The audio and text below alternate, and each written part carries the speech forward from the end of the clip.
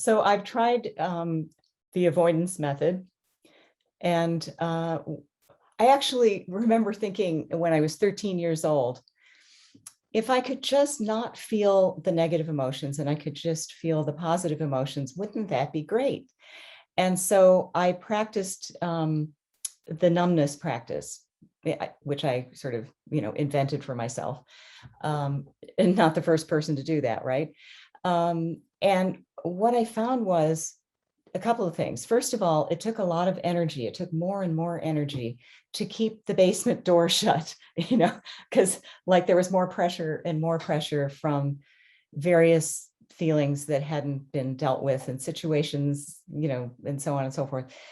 So a lot of my energy was tied up in that instead of in something a lot more rewarding.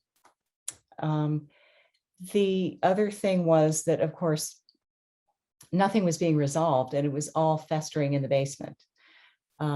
So I eventually became, how can I say this, disillusioned with my numbness practice and decided that avoidance was not working well for me. Oh, and the other thing that happened with that numbness practice is that I was numb across the board and was not actually feeling the happy emotions either.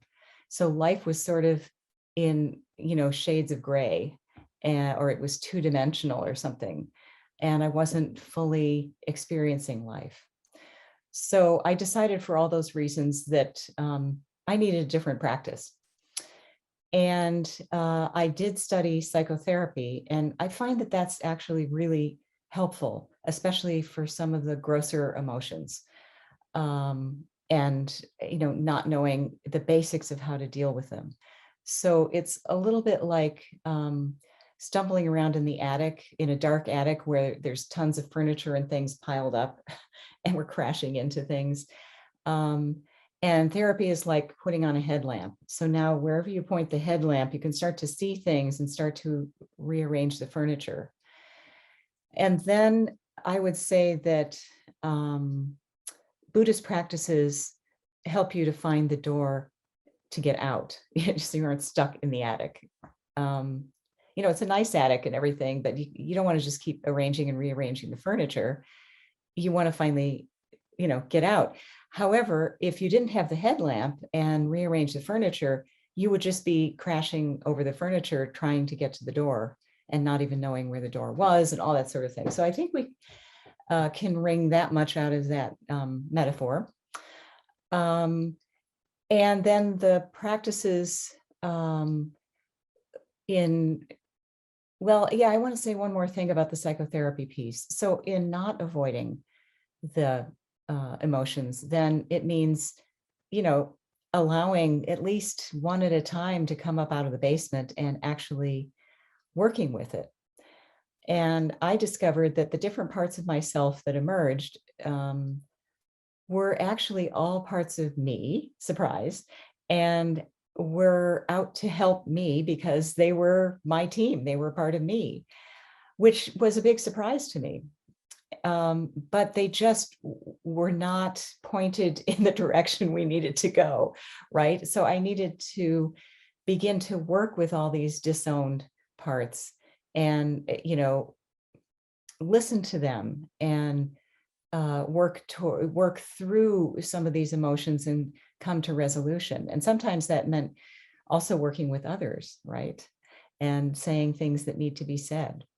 But now, after I'd already done my work, and I've also learned better how to then work with others in a skillful way, I've been able to resolve things so that actually, things were better than ever between myself and that person. If I was willing to listen and I wasn't so charged and triggered, and, I didn't have just sort of unworked stuff popping out of the basement at embarrassing times, things like that. So then the meditation piece is helpful because it gives me a chance to, develop my meta awareness so that I can understand what's going on in my mind.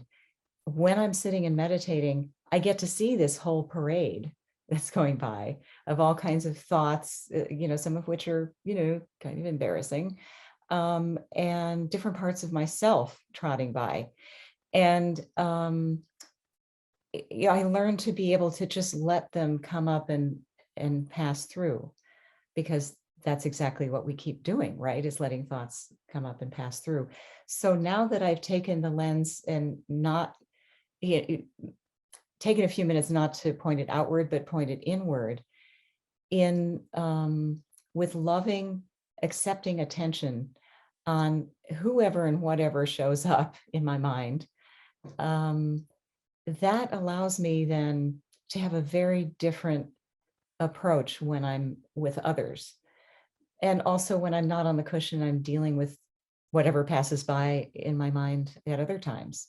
It's not going to be a big surprise to me. I won't feel threatened so much by those emotions. It's like, okay, yeah, here it is. And, we've been here before and survived. So it's okay, So I think some of a big part of the pain we experience in life is the fear of how painful it's going to be, and not so much the actual pain.